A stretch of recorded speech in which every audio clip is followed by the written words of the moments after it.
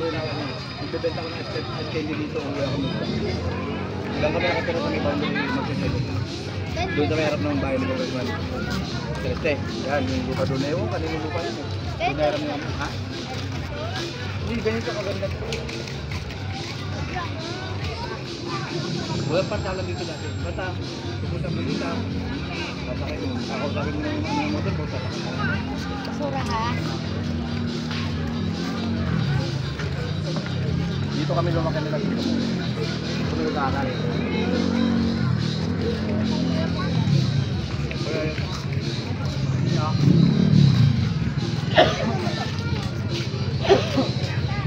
Ang resto lang, ang restaurant lang dito.